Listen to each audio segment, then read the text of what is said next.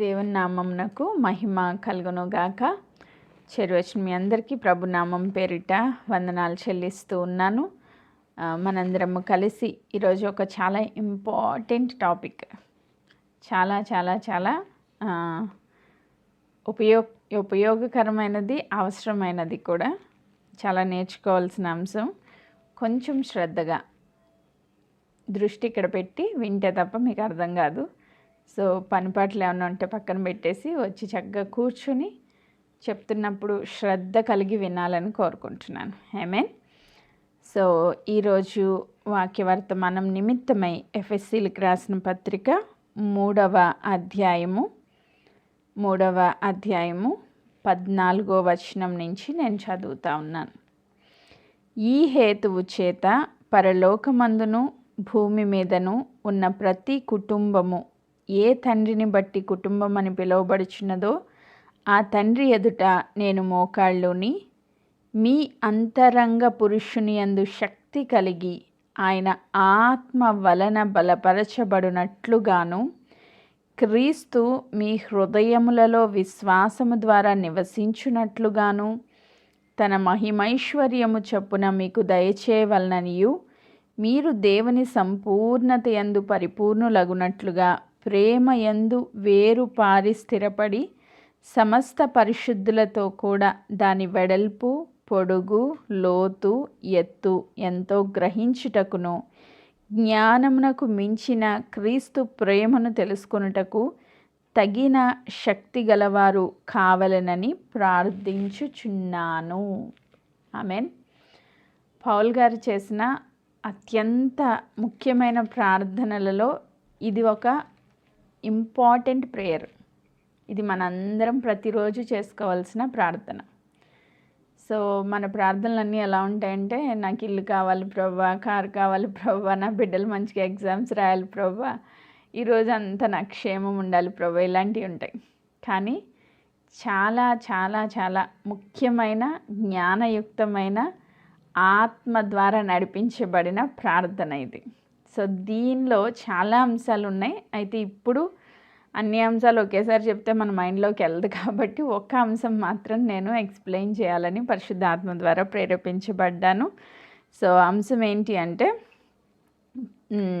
పరలోకమందును భూమి మీదను ఉన్న ప్రతి కుటుంబమును ఏ తండ్రిని బట్టి కుటుంబం అని పిలువబడుచున్నదో ఆ తండ్రి ఎదుట నేను మోకాళ్ళుని. అంటే పరలోకపు తండ్రి ఎదుట. ఇప్పుడు మనందరం రక్షణలో ఏం చేయబడ్డాం? యేసు క్రీస్తు ప్రభువని ఒప్పుకొని దేవుని పిల్లలుగా మార్చబడ్డాం. అంటే దేవుని కుటుంబములో సభ్యులుగా చేయబడ్డాం. ఆ కుటుంబానికి చెందిన వ్యక్తులుగా, భూమి మీద తండ్రి కుటుంబానికి చెందిన వ్యక్తులుగా మనం ఎలా ఉండాలో ఇక్కడ పౌల్ గారు ప్రార్థన చేస్తూ ఉన్నారు. అంటే ఎలాంటి ఆశీర్వాదాన్ని పొందుకోవాలో ఇక్కడ పౌల్ గారు ప్రార్థన చేస్తూ ఉన్నారు. దీంట్లో చాలా అంశాలు ఉన్నాయి, కానీ ఒక అంశాన్ని మాత్రం ఈరోజు మనం ధ్యానం చేద్దాం. 15వ వచనం, మీరు అంతరంగ పురుషుని యందు శక్తి కలిగి ఆయన ఆత్మ వలన బలపరచబడినట్లుగాను క్రీస్తు మీ హృదయములలో విశ్వాసము ద్వారా నివసించున్నట్లుగాను తన మహిమైశ్వర్యం చొప్పున మీకు దయచేయవలనని మీరు దేవుని సంపూర్ణత యందు పరిపూర్ణులగునట్లుగా. సో దేవుని యొక్క సంపూర్ణత యందు పరిపూర్ణులగునట్లుగా విశ్వాసం ద్వారా క్రీస్తు మీ హృదయంలో నివసించినట్లుగా ఆత్మ ద్వారా మీ అంతరంగ పురుషుడు బలపరచబడాలి అని ఆయన ప్రార్థన చేస్తూ ఉన్నారు. సో దీంట్లో చాలా అంశాలు ఉన్నాయి, కానీ ఒక్క అంశమే ఈరోజు మనం నేర్చుకోబోతున్నాం. అదేంటంటే అంతరంగ పురుషుడు ఆత్మ ద్వారా బలపరచబడుట. ఆమేన్. అంతరంగ పురుషుడు ఆత్మ ద్వారా బలపరచబడుట. ఈ అంశం గురించి ఆలోచన చేస్తూ ఉన్నప్పుడు దేవుడు నాకు కొన్ని విషయాలు గుర్తు చేస్తూ వచ్చారు. సో ఈరోజు మనిషి త్రిత్వంగా ఉన్నారు అని మనందరికీ తెలుసు కదా.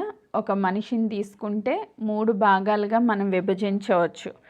మనిషి యొక్క శరీరం కనిపించేది, మనిషి యొక్క ప్రాణము లేదా మనస్సు, మూడవది మనిషి యొక్క ఆత్మ.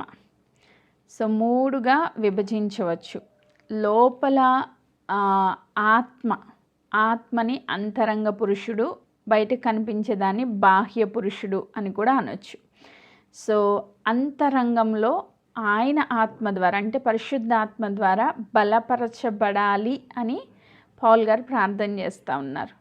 సో అసలు ఈ మూడాట్లో ఏం జరుగుతుంది అన్నది మనం తెలుసుకుంటే తర్వాత ఒక్కొక్క అంశాన్ని మనం ధ్యానం చేసినప్పుడు అది ఆత్మలో గ్రహింపులోకి వస్తుందని దేవుడు ప్రేరేపించిన విధానాన్ని బట్టి ఈరోజు అసలు మనిషి గురించి అక్కడ ఏం జరుగుతుందో చెప్పాలి అని దేవుని ద్వారా నేను సిద్ధపరచబడడం జరిగింది. ఆమేన్. ఎఫెసీయులకు రాసిన పత్రిక 3వ అధ్యాయము 14 నుంచి 21 వచనాలు మనం చదువుకున్నాం. 14 నుంచి 21 వచనాలు మీరు తర్వాత దాన్ని ఇంకొకసారి చదవండి, మీకు ఇంకా చాలా విషయాలు అర్థమవుతాయి. అయితే ఈరోజు ఈ ఒక్క అంశాన్ని మాత్రం మనం ధ్యానం చేద్దాం. సో మనిషి మూడు భాగాలుగా విభజిస్తే ఫస్ట్ శరీరం, మన కంటికి కనిపించేది, ఆర్గాన్స్, మన యొక్క బాడీ. ఇది ఈ లోకంతో ఎలా కనెక్ట్ అయి ఉంటుంది అంటే మనకందరికీ తెలుసు, మనకి పంచేంద్రియాలు అంటారు. 5 రకాల ఇంద్రియాలతో ఈ లోకంతో కనెక్ట్ అయి ఉంటుంది. అంటే కంటి ద్వారా చూస్తాము, తర్వాత నోటి ద్వారా రుచి చూస్తాము, ముక్కు ద్వారా వాసన చూస్తాము, చెవుల ద్వారా వింటాము, స్కిన్ ద్వారా మనము స్పర్శను కలిగి ఉంటాం. సో ఈ 5 రకాలు చూడడం ద్వారా, రుచి ద్వారా, వాసన ద్వారా, వినడం ద్వారా, స్పర్శ ద్వారా, ఈ 5 ఇంద్రియాల ద్వారా 5 రకాల ఫీలింగ్స్ ద్వారా ఈ లోకంతో మనం కనెక్ట్ అయి ఉంటాం కదా.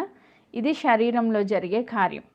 ఇప్పుడు నువ్వు చూసిన దాన్ని బట్టి నువ్వు ఆలోచిస్తావు, నువ్వు రుచి చూసిన దాన్ని బట్టి అదేంటో డిసైడ్ అవుతావు, నువ్వు విన్న దాన్ని బట్టి ఆలోచిస్తావు. సో ఇవన్నీ లోపల మనసులో ఆలోచనలన్నీ ఎక్కడ జరుగుతున్నాయి? మనసులో జరుగుతున్నాయి. ఓకే. తర్వాత స్పిరిట్ అనేది అంతరంగ పురుషుడి గురించి మళ్ళీ చూద్దాం. ఇప్పుడు శరీరంలో ఏం జరుగుతుంది? ఇంద్రియాల ద్వారా ఈ లోకంలో ఉన్నదాన్ని శరీరం గ్రహిస్తూ ఉంది. ఇప్పుడు మనం ఏదైనా మంచి డ్రెస్ చూసామనుకోండి, చూడగానే ఏమనిపిస్తుంది? కొనాలి అని ఎక్కడ కోరిక వస్తుంది? మనసులో వస్తుంది.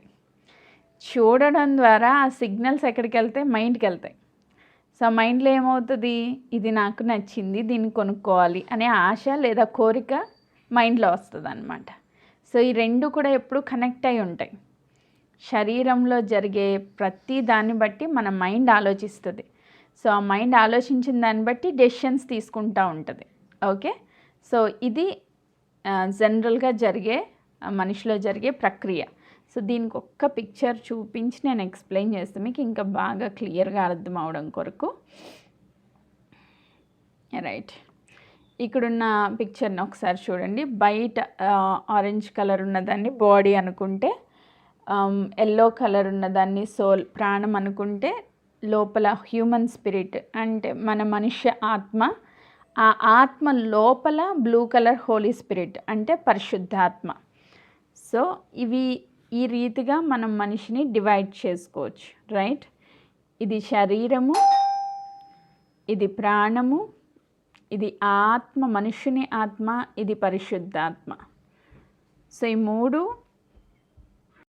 ఈ మూడు భాగాలుగా మనిషిని విభజించుకుంటే ఈ శరీరంలో అంతా మనం ఇప్పుడు చూసిన రీతిగా చూడడము, వినడము, వాసన చూడడం, రుచి చూడడం, ఈ స్పర్శ ఇవన్నీ ఉంటాయి. సో పంచేంద్రియాల ద్వారా ఈ బాడీ పనిచేస్తూ ఉంటుంది. నెక్స్ట్ మనసులో ఏముంటుంది? మైండ్లో ఎమోషన్స్. సో రకరకాల ఫీలింగ్స్ మనకు వస్తూ ఉంటాయి. ఏదైనా చూడగానే కొనుక్కోవాలని, లేకపోతే బాధ కలగడం, వేదన, ఇవన్నీ. నెక్స్ట్ ఆలోచనలు, చిత్తము, ఏం చేయాలి, ఎలా డెసిషన్స్ తీసుకోవాలి, ఇవన్నీ మనము మన చిత్తం ద్వారా అంటే మన మైండ్ ఆలోచించిన దాన్ని బట్టి మనం డెసిషన్స్కి వెళ్తూ ఉంటాం. ఇవన్నీ మన సోల్లో జరుగుతూ ఉంటాయి. మన మైండ్ ఆలోచిస్తూ ఉంటుంది, సోల్లో జరుగుతూ ఉంటాయి.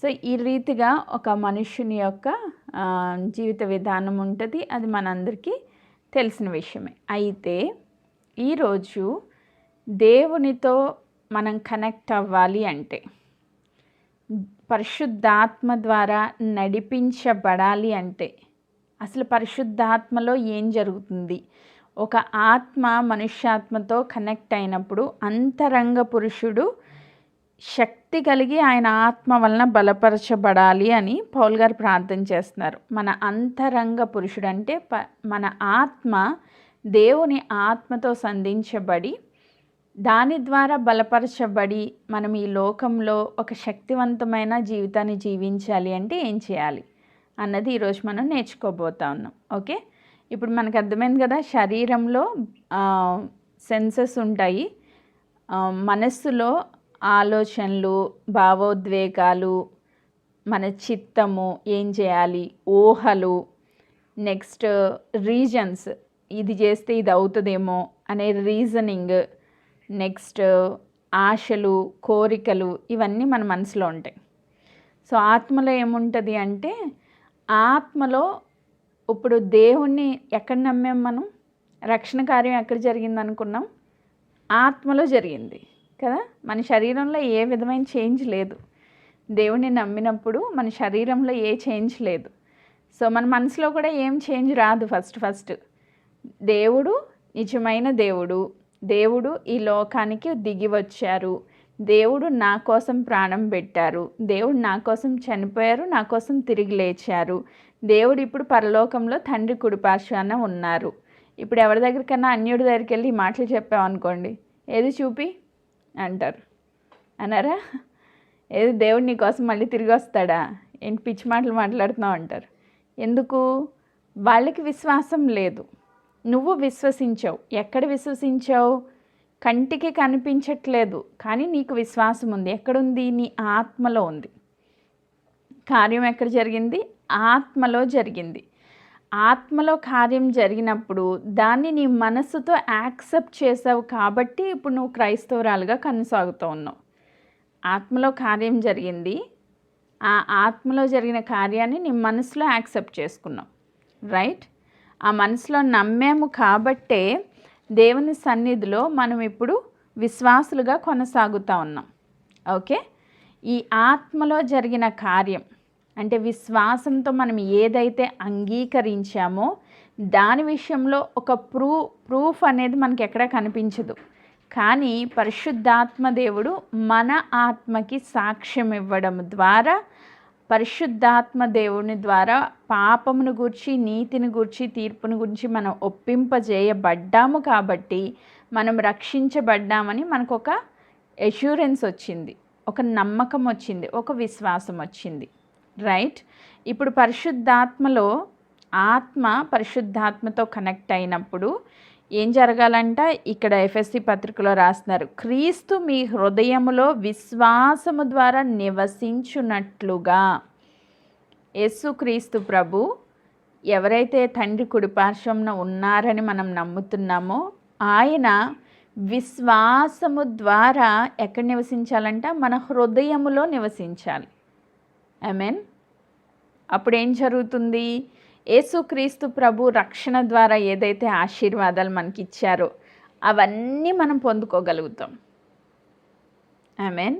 ఇప్పుడు రక్షణ ద్వారా ఏం జరిగింది? మనం కొన్ని విషయాలు నేర్చుకుంటూ వచ్చాం. ఏం జరిగింది? రక్షణ ద్వారా నేను దేవుని కుమార్తెగా మార్చబడ్డాను. అది నువ్వు ఎక్కడ నమ్మావు? ఆత్మలో నమ్మావు. అది ఇప్పుడు ఎక్కడ మేనిఫెస్ట్ అవుతుంది అంటే, ఎక్కడ కనిపిస్తుంది అంటే, నా శరీరంలో నేను దేవుని బిడ్డని. మన మనస్సులో నుంచి ఆ ఆలోచన వస్తుంది. ఇప్పుడు ఎవరన్నా వచ్చి గుడికి తీసుకెళ్ళి ఈ విగ్రహానికి మొక్కు అని అంటే నీ శరీరం వంగుతుందా? వంగట్లా. ఎందుకు వంగట్లేదు? నీ శరీరం దానికి ఒప్పుకోవట్లేదు. ఎందుకు ఒప్పుకోవట్లేదు? ఆల్రెడీ ఆత్మలో కార్యం జరిగింది, అది నీ మైండ్లో ఉంది. ఇప్పుడు నువ్వు ఏం ఆలోచిస్తున్నావు? నేను దేవుని బిడ్డని కాబట్టి ఈ విగ్రహానికి మొక్కకూడదు. సో అది నీ మైండ్లో ఉంది కాబట్టి, నీ మనసు ఆ రీతిగా రూపాంతరం చెందింది కాబట్టి నీ శరీరం దానికి అంగీకరించట్లేదు. ఆమేన్. ఆత్మలో జరిగిన కార్యము నీ మనస్సు ద్వారా నీ శరీరంలోనికి వచ్చింది. సో అందుకు నువ్వు దాన్ని యాక్సెప్ట్ చేయలేకపోతున్నావు. ఇంకోటి, ఎవరైనా ప్రసాదాలు తీసుకొచ్చి ఇస్తారు, అమ్మ నేను తిరుపతి వెళ్ళొచ్చాను, సంథింగ్ ఎక్కడికో వెళ్ళొచ్చానని. సో దాన్ని తీసుకొచ్చి మనకి ఇచ్చినప్పుడు మనం ఏం చెప్తాం? అమ్మ నేను దేవుణ్ణి నమ్ముకున్నాను, ఇలాంటివి తినకూడదు అని చెప్తాం. ఎందుకు? అది టేస్ట్ బాగోదా?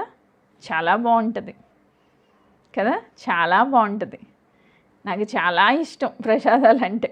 కానీ ఇది వరకు తినేదాన్ని. కానీ ఎప్పుడైతే దేవుని సన్నిధిలో రక్షణ పొందానో, యేసుక్రీస్తు ప్రభువే నిజ రక్షకుడని ఒప్పుకున్నానో, వేరే విగ్రహార్పితమైనది తిని మనల్ని అపవిత్రపరచుకోకూడదని వాక్యం చెప్తుంది కాబట్టి, ఆ వాక్యం యందు నేను విశ్వాసం ఉంచాను కాబట్టి ఆత్మలో రక్షణ పొందిన బిడ్డని, ఆ ఆలోచన నా మైండ్లో ఉంది కాబట్టి ఇప్పుడు నా శరీరం ఎంత టేస్టీగా ఉన్నప్పటికీ, ఆ రుచి చాలా బాగుంటుందని నా నాలుకకి తెలిసినప్పటికీ దాన్ని నేను యాక్సెప్ట్ చేయట్లేదు.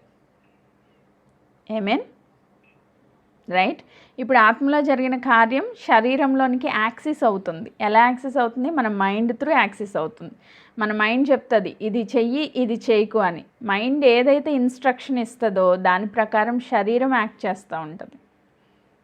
ఇప్పుడు ఆత్మ కంట్రోల్లో మనస్సు ఉంటే ఆ మనసు కంట్రోల్లోనికి శరీరం వస్తూ ఉంది. హల్లెలూయా. మీకు మళ్ళీ చెప్తున్నా, ఆత్మ కంట్రోల్లో మనస్సు ఉంటే మనస్సు కంట్రోల్లోనికి శరీరం వస్తుంది. ఆమేన్. ఇప్పుడు శరీరం కంట్రోల్లో మనసు ఉందనుకోండి, ఎలా యాక్ట్ చేస్తాం చెప్తాను. ఇప్పుడు చాలా గొడవ అవుతుంది, నిన్ను భయంకరంగా నీ భర్త తిడుతూ ఉన్నాడు, శరీరానికి కోపం వస్తుంది, భయంకరంగా కోపం వస్తుంది. ఇప్పుడు ఏం చేయాలి? వెంటనే నువ్వు తిట్టు అని చెప్తుంది. ఏం చెప్తుంది? శరీరం చెప్తుంది. కోపం ఎక్కడొస్తుంది? శరీరంలో వస్తుంది. శరీరంలో నుంచి, అంటే శరీరం హిట్ అవుతూ ఉన్నప్పుడు ఆ శరీరంలో నుంచి మనసులోకి వెళ్తుంది. ఆ మనసులో ఆలోచన వస్తుంది. ఏమని ఆలోచన వస్తుంది? తిట్టు, నువ్వు కూడా తిట్టు, రివర్స్లో దాడి చెయ్యి అని చెప్పినప్పుడు వెంటనే నోరు మాట్లాడడం మొదలు పెడుద్ది. ఇప్పుడు ఎక్కడి నుంచి వచ్చింది ఆ ఇన్స్ట్రక్షను? శరీరంలో నుంచి మనసులోకి వచ్చింది. ఇప్పుడు ఆ మనస్సు మైండ్కి ఒక ఇన్స్ట్రక్షన్ ఇచ్చింది, నువ్వు కూడా ఎదురు దాడి చేయని. సో వెంటనే నోరు తెరిచి మాట్లాడడం మొదలవుతుంది.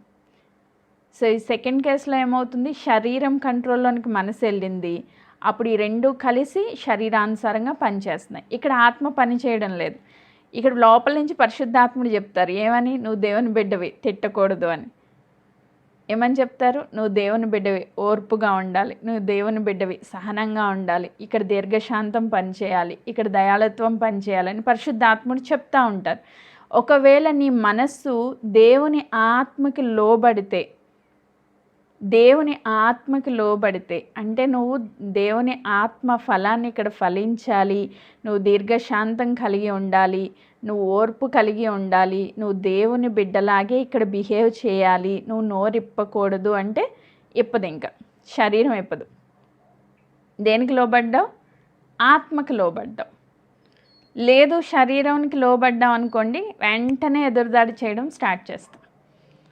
సో మనసు అనేది దేనికి లోబడితే దాని ప్రకారంగా నడిపించబడుతుంది.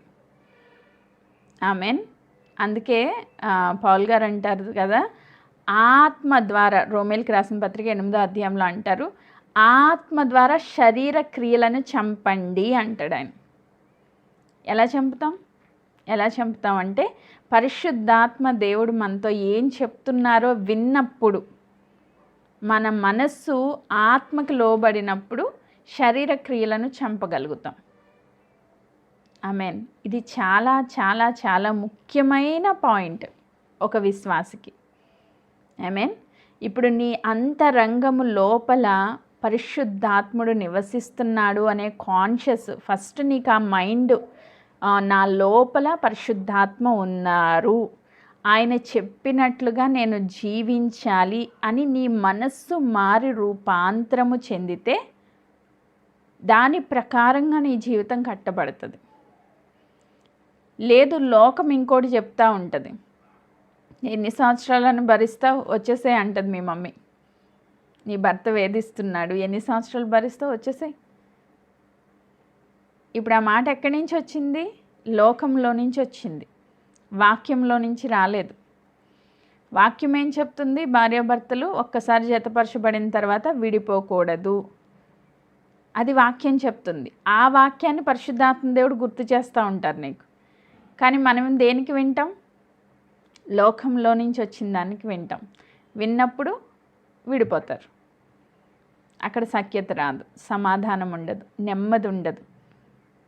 సో ఎప్పుడైతే పరిశుద్ధాత్మ దేవుడి వాక్యములో నుంచి మనకి నువ్వు ఇలా చేయకూడదమ్మా, దేవుని వాక్యం అలా చెప్పడం లేదు అని నువ్వు ఎప్పుడైతే ఆత్మ స్వరానికి లోపరుచుకుంటావో, నీకు కష్టం ఉండొచ్చు, బాధ ఉండొచ్చు, దుఃఖం ఉండొచ్చు, వేదన ఉండొచ్చు, ఎలాంటి పరిస్థితులైనా నీవు ఆత్మ స్వరానికి లోపరుచుకుంటావో అప్పుడు నువ్వు ఆత్మ ద్వారా నడిపించబడతావు. ఆమేన్. సో ఇప్పుడు ఆత్మలో ఉన్నదాన్ని యాక్సెస్ చేయాలంటే ఒకే ఒకటి, విశ్వాసము. ఇది లేకుండా ఆత్మలో దేవుడిచ్చిన ఆశీర్వాదాన్ని మనం పొందుకోలేం. త్రూ ఫెయిత్ మనం ఏదైనా సరే యాక్సెస్ చేయొచ్చు. విశ్వాసం ద్వారా దేన్నైనా పొందుకోవచ్చు దేవుళ్ళో. ఆమేన్. ఏం పొందుకోవచ్చు? మనం రక్షణ పొందినప్పుడు మనం చూసాం. రక్షణ పొందడం అంటే ఏంటి? రక్షణ అనే ప్యాకేజ్లో ఎన్ని అంశాలు ఉన్నాయి, మచ్చుకు కొన్ని చెప్తున్నాను నేను. ఒకసారి నువ్వు రక్షణ పొందిన బిడ్డవుగా మార్చబడ్డావు అంటే నువ్వేమయ్యావు? నిత్యత్వపు వారసురాలు అయ్యావు. సో పరలోక రాజ్యానికి వారసురాలుగా మార్చబడ్డావు లేదా వారసుడిగా మార్చబడ్డావు. రక్షణ పొందిన బిడ్డ పొందే ఆశీర్వాదాలు చెప్తున్నాను.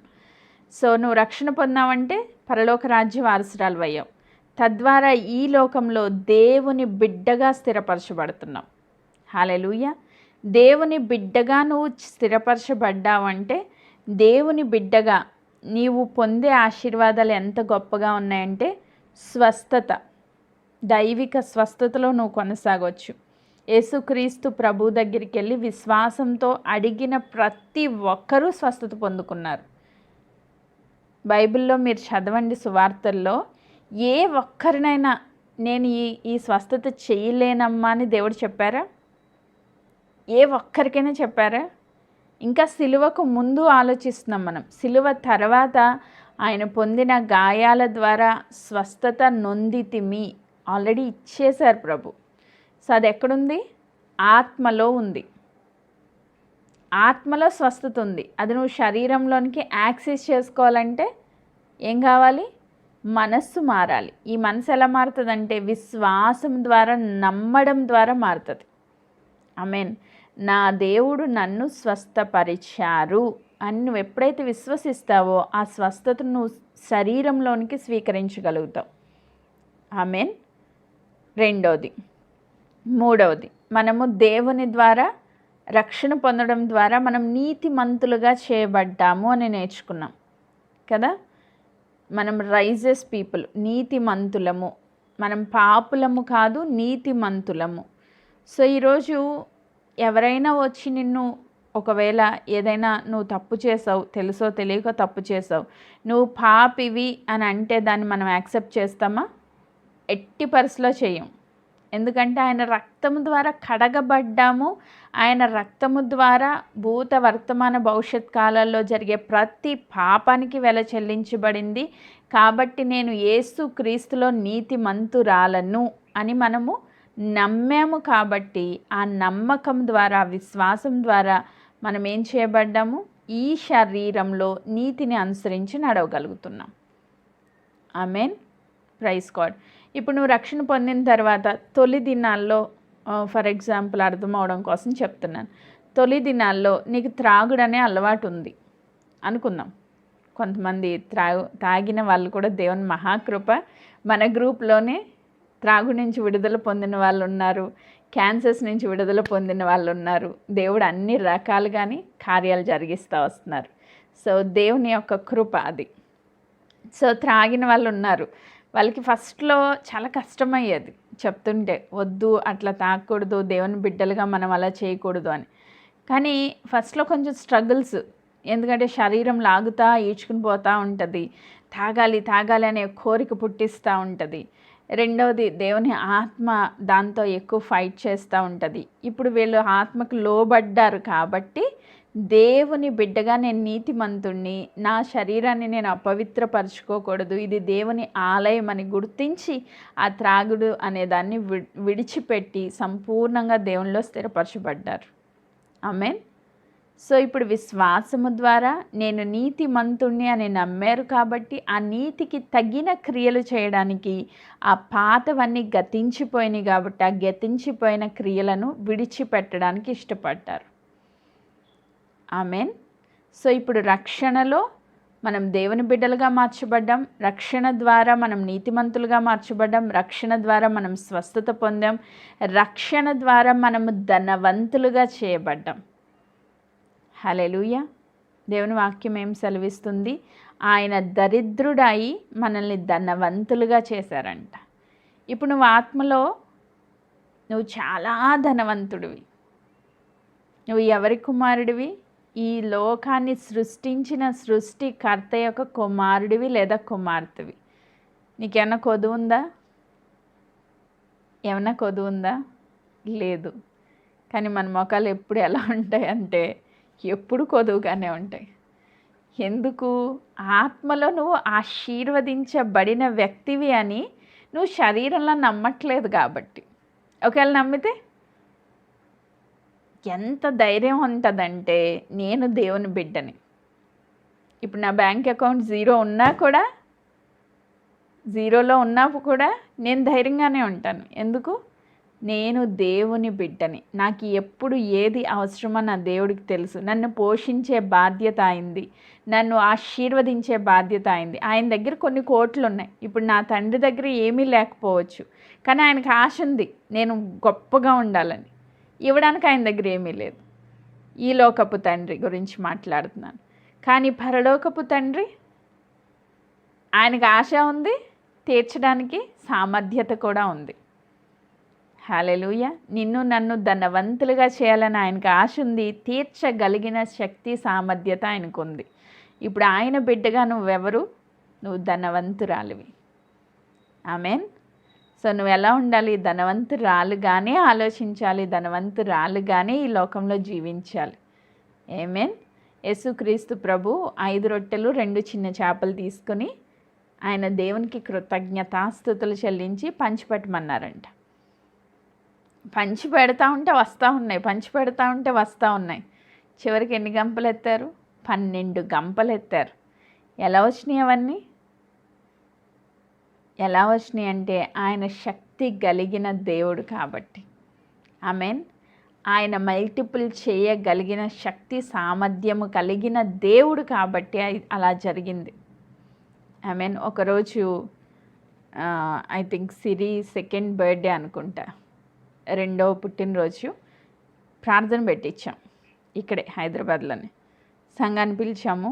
ఇంచుమించుగా ఒక 30 మెంబర్స్ వరకు వచ్చారు. మేము అప్పుడు ముందు అనుకున్నది వాళ్ళకి స్నాక్స్ ఇచ్చేద్దాము అని. మేము ఇంట్లో ఇంచుమించు 15 మంది వరకు ఉన్నాం. అప్పుడు జాయింట్ ఫ్యామిలీ. ఒక 20 మెంబర్స్ వరకు భోజనాలు సిద్ధపరచుకున్నాం అంతే. అంటే వాళ్ళు ఒక 30, మేము ఒక 15 or 20, నియర్లీ 45 అలా ఉంది స్ట్రెంత్. సో సడన్గా మా డాడీ అన్నారు అందరికీ భోజనాలు పెట్టేద్దామని.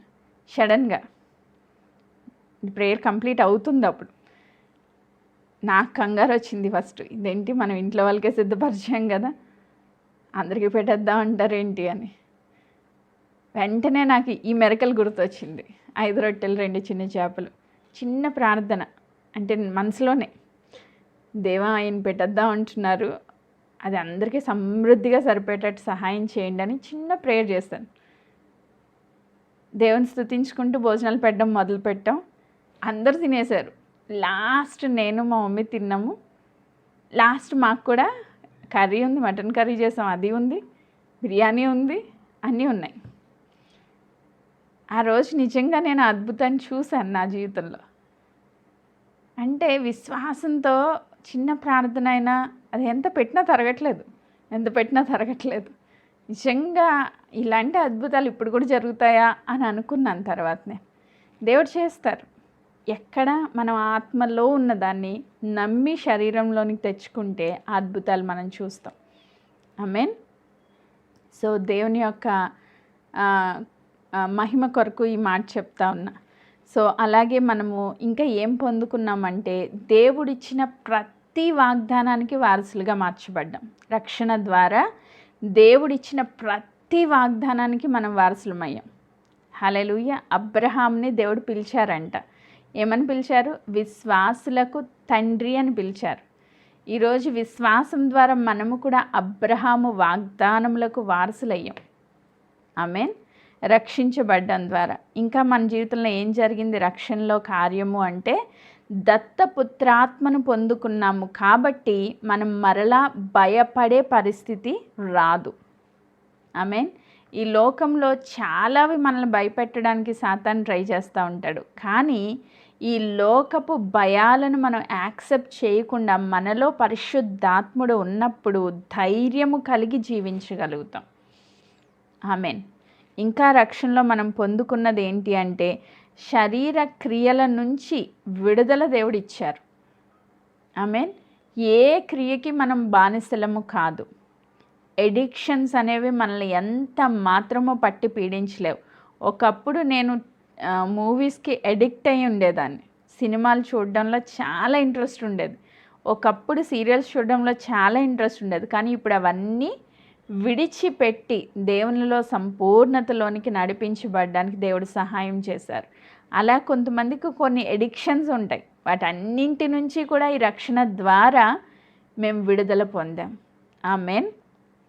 అలాగే మనము శాపము నుంచి విడుదల పొందాం. శాపం అంటే పూర్వం నుంచి మనం చేస్తూ వచ్చిన ప్రతి పాపానికి శాపాలు, ఎన్నో శాపాలు మన చెప్తారు. హిందూయిజంలో అయితే చాలా శాపాలు ఉంటాయి. వాటన్నింటి నుంచి పితృ పారంపర్య ఆచారాల వ్యర్థ ప్రవర్తన ద్వారా వచ్చిన ప్రతి శాపాన్ని శిలువలో ప్రభు కొట్టివేశారు కనుక దాని నుంచి మనకి విడుదల వచ్చింది. ఆమేన్. అలాగనే మనము దేవుని యొక్క ఆత్మలో ఆనందించే ఆ కృపను కూడా మనం పొందుకున్నాం. ఇప్పుడు శద్రక మేషక అబేద్నెగోలు అగ్నిగుండంలోకి ఎలా వెళ్ళారంట? భయంతో వెళ్ళారా? లేదు, ఆనందంగా వెళ్ళారు. ఎందుకు? దేవుడు మాకు తోడై ఉన్నారు అని ఎలాంటి అగ్ని పరీక్షల్లో అయినా ఆనందించగలిగారు. అలాంటి ఆనందం దేవుని రక్షణలో ఉన్న ప్రతి విశ్వాసి కలిగి ఉంటారు. ఆమేన్. అలాగనే దేవుని మహిమకు మనం పాత్రలుగా మార్చబడ్డాం. ఈ లోకంలో దేవుని మహిమ మన ద్వారా ప్రజ్వలింపజేయడానికి దేవుని మహిమకు మనము పాత్రులుగా మార్చబడ్డాం. ఈ రీతిగా ఆలోచన చేస్తే ఇంకా చాలా విషయాలు నాకు గుర్తొస్తూ ఉన్నాయి, నేను రాసుకుంటా ఉన్నాను. సో ఇవన్నీ కూడా ఎక్కడున్నాయి?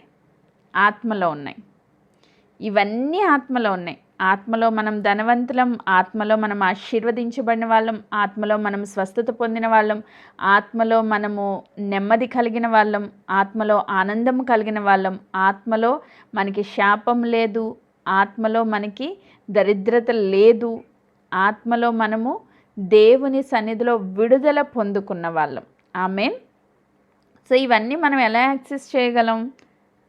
ఇవన్నీ మనం పొందుకున్నాము అని మన మనస్సుతో నమ్మినప్పుడు మన మైండ్, అందుకే చెప్తారు రోమిల్కి రాసిన పత్రిక 12వ అధ్యాయం 1-2 వచనాలు చాలా చాలా చాలా చాలా ముఖ్యం. అక్కడ ఏం చెప్తారు? మన మనస్సు మారి రూపాంతరం చెందుట వలన పరిపూర్ణులుగా మనం మార్చబడతాం. దేవుని యొక్క ప్రతి ఆశీర్వాదం మనం పొందుకుంటాం. మన మనస్సు మారాలి. ఇప్పుడు ఈ లోకంలో ఉన్నదాన్ని కళ్ళు చూస్తూ ఉన్నాయి, చెవులు వింటూ ఉన్నాయి, మన మనస్సు మన శరీరం ఫీల్ అవుతూ ఉంది. కాబట్టి లోకంలో ఉన్నదానికి శరీరం రియాక్ట్ అవుతూ ఉంటుంది. కానీ మన ఆత్మలో ఉన్నదానికి పరిశుద్ధాత్ముడు ఏం చెప్తున్నారో ఆ ఆత్మలో ఉన్నదానికి గనక మన మనస్సు రియాక్ట్ అయితే ఖచ్చితంగా ఆత్మతో మనం యాక్సెస్ అవ్వగలుగుతాం. ఆత్మ స్వరాన్ని మనం వినగలుగుతాం. ఆమేన్. సో చూస్తున్న దాన్ని నమ్మొద్దు, చూస్తున్న దాన్ని నమ్మొద్దు, వెలిచూపు ద్వారా నడవద్దు అని దేవుని వాక్యం సెలవిస్తుంది. ఎలా నడవాలంట? విశ్వాసము ద్వారా నడవాలి. ఎలా వస్తుంది విశ్వాసం మనకి? వాక్యము చదవడం ద్వారా వస్తుంది, లేదా వాక్యం వినడం ద్వారా వస్తుంది. సో వాక్యంలో ఏం చెప్తున్నారు దేవుడు, దాన్ని బట్టి నువ్వు నమ్మాలి, దాన్ని బట్టే నువ్వు విశ్వసించాలి, దాన్ని బట్టే నువ్వు నడవాలి.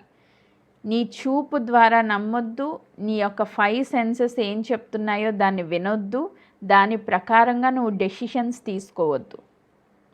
ఆమేన్. చూపు ద్వారా గనక మనం వెళ్తే ఖచ్చితంగా మనం సక్సెస్ అవ్వలేం. ఎర్ర సముద్రం ముందు నిలబడినప్పుడు ఇశ్రాయేలు ప్రజలు చూపు ద్వారా మాట్లాడుతూ వచ్చారు. ఈ ఎర్ర సముద్రం దగ్గర మమ్మల్ని చంపడానికి తీసుకొచ్చేవా అన్నారు. కానీ మోషేకి తెలుసు దేవుడు నడిపిస్తున్నారు కాబట్టి ఖచ్చితంగా దేవుడు ఒక అద్భుతం చేస్తారని. మోషే మొర్రపెట్టినప్పుడు కర్ర చాపితే సముద్రం పాయలైపోవడం ఏంటి? అది దేవుని ఆత్మకార్యం అది. హల్లెలూయా. సో మనం ఆత్మ ద్వారా నమ్మినప్పుడే అలాంటి అద్భుతాలు మనం చూడగలుగుతాం. అదే శరీరాన్ని బట్టి చూస్తే అది సముద్రమే, ఎట్టి పరిస్థితుల్లో పాయలయ్యే ఛాన్స్ లేదు. కానీ దేవునికి సమస్తము సాధ్యమే. అందుకే ఒక మాట చెప్పారు దేవుడు, నమ్ముట నీ వల్లనైతే నమ్మువానికి సమస్తము సాధ్యమే. హల్లెలూయా. నువ్వు ఈరోజు నమ్మగలిగితే స్వస్థతను అనుభవిస్తావు, నమ్మగలిగితే ధనవంతురాలుగా మార్చబడతావు, నమ్మగలిగితే ఆశీర్వాదం పొందుకుంటావు, నమ్మగలిగితే దేవుని మహిమకు పాత్రలుగా ఈ లోకంలో నిలబడతావు, నమ్మగలిగితే నీ ద్వారా దేవుని రాజ్యం ఈ లోకంలో స్థాపించబడుతుంది. ఆమేన్. దీని అంతటికీ మూలం ఎక్కడుంది అంటే ఆత్మలో ఉంది. ఆత్మలో మనం ఏమై ఉన్నామో గ్రహిస్తే ఆ ఆత్మను మనస్సులోనికి యాక్సెప్ట్ చేయగలిగితే ఈ మనస్సు ద్వారా శరీరంలోనికి వస్తుంది. హల్లెలూయా. ఈరోజు ఎందుకండి నేను ఇంకా పాపంలో జీవిస్తున్నాను అని మీరు నన్ను అడగొచ్చు. ఎందుకు ఇంకా పాపం చేస్తున్నామంటే మన ఆత్మ చెప్పిన మాట వినడం లేదు కాబట్టి. ఆత్మలో మనం ఏమై ఉన్నామో మనకు అర్థం కావట్లేదు కాబట్టి, ఆత్మ ద్వారా మనం శరీరాన్ని నడిపించలేకపోతున్నాం కాబట్టి ఈరోజు మనం ఫెయిల్ అవుతున్నాం. ఎవరైతే ఆత్మకు లోబడతారో వాళ్ళు ఖచ్చితంగా సక్సెస్ అవుతారు. హల్లెలూయా. ఎవరైతే పరిశుద్ధాత్మ ద్వారా సంధించబడి ఆత్మస్వరాన్ని విని నడుచుకోవడం మొదలు పెడతారో వాళ్ళు ఖచ్చితంగా గొప్ప కార్యాలు ఈ లోకంలో చూడగలుగుతారు, చేయగలుగుతారు. సో దీనికి అంతటికీ మూలం ఎక్కడ అంటే మనస్సు. మన మనస్సు మారి రూపాంతరము చెందాలి. ఎలా మారాలి మన మనస్సు? ఒకసారి చదువుతున్నాను చూడండి. రోమిలికి రాసిన పత్రిక 12వ అధ్యాయము 1-2 వచనాలు. కాబట్టి సహోదరులారా, పరిశుద్ధమును దేవునికి అనుకూలమైన సజీవ యాగముగా మీ శరీరములను ఆయనకు సమర్పించుకొనుడని దేవుని వాత్సల్యతను బట్టి మిమ్మల్ని బ్రతిమలాడుకొనుచున్నాను. ఏం చేయాలంట? మన శరీరాన్ని దేవునికి అప్పగించాలి. మన శరీరాన్ని దేవునికి అప్పగించాలి. అలా అప్పగించబడినప్పుడు ఏం జరుగుతుంది? మీరు ఈ లోక మర్యాదను అనుసరింపక ఉత్తమము, అనుకూలము, సంపూర్ణమునైన దేవుని చిత్తమేదో పరీక్షించి తెలుసుకున్నట్లు మీ మనస్సు మారి నూతన మగుట వల్ల రూపాంతరము పొందుడి. మన రూపం మారుతుంది. ఎలా మారుతుంది? క్రీస్తును పోలి మారుతుంది. ఎలా మారుతుంది అంటే ఈ లోక మర్యాదను అనుసరించకుండా. లోకం ఒకటి చెప్తుంది, దేవుడు ఒకటి చెప్తున్నారు. లోకం ఏం చెప్తుంది? ఫర్ ఎగ్జాంపుల్, లోకం ఏం చెప్తుంది అంటే రక్తస్రావం కలిగిన స్త్రీనే మనం తీసుకున్నాం అనుకో. లోకం ఏం చెప్తుంది? ఈ లోకంలో ఉన్న వైద్యులు అందరి దగ్గరికి వెళ్ళిందంట, బోల్డ్ డబ్బులు ఖర్చు పెట్టిందంట, ఎంతో ప్రయాసపడింది, ఎంతో కష్టపడింది. ఈ లోకం ఏం చెప్పిందంటే నీకు స్వస్థత లేదు అని చెప్పింది.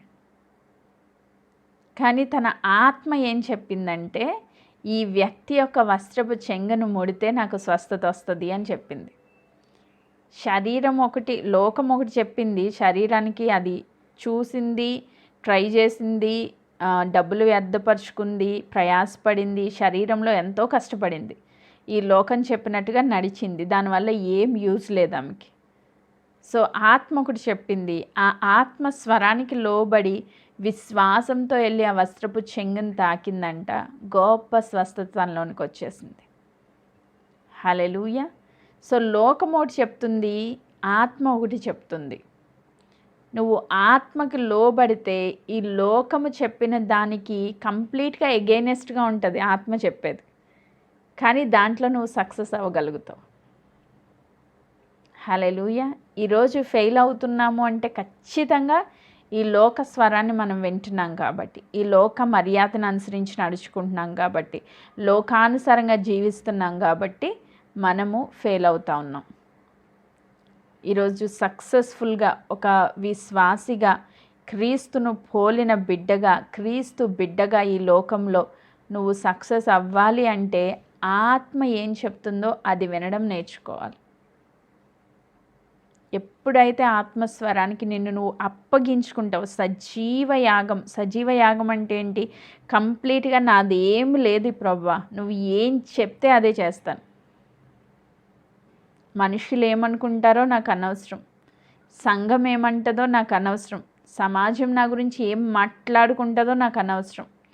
నువ్వు చెప్పింది చెప్పినట్టు నేను చేయడానికి సిద్ధముగా ఉన్నాను అని మన శరీరాల్ని దేవునికి అప్పగించుకోవాలి.